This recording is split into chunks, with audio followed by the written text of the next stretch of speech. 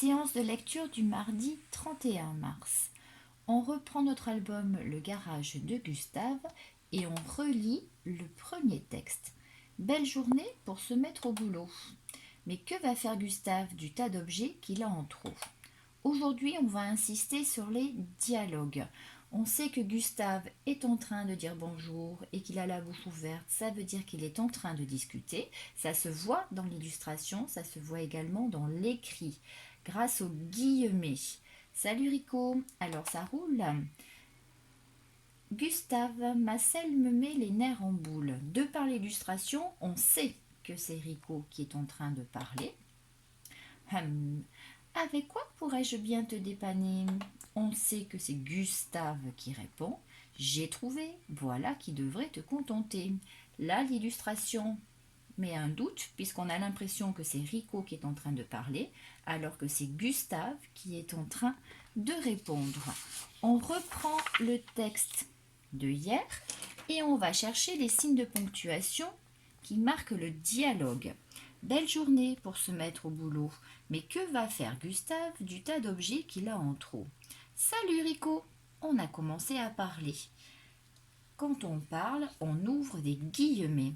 Alors, ça roule? Gustave, ma selle me met les nerfs en boule. On a changé de personnage.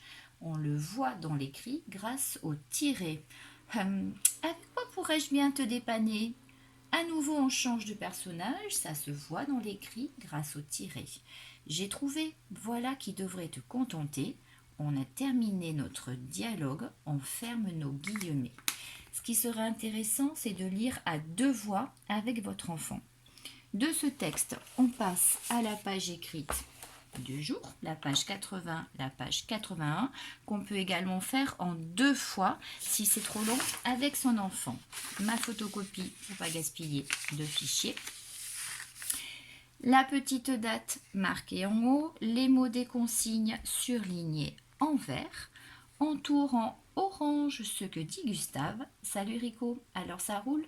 Avec quoi pourrais-je bien te dépanner? J'ai trouvé, voilà qui devrait te contenter. Et en gris, ce que dit Rico. Gustave, ma selle me met les nerfs en boule. Entoure dans le texte les signes de ponctuation. Donc ce sont bien les guillemets qui ouvrent et ferment le dialogue et les tirets qui marquent le changement de personnage. Je recopie les mots, je fais attention aux G en attaché. Écris le nom du texte où deux personnages se parlent. Est-ce que c'est une recette? Bien sûr que non, et on explique pourquoi. Est-ce que c'est un dialogue? Oui, on vient de l'apprendre. Est-ce que c'est une lettre? On explique ce qu'est une lettre. Une règle du jeu? On explique ce qu'est une règle du jeu. Consigne 4. Lis. Salut Rico, alors ça roule? Gustave, ma selle me met les nerfs en boule.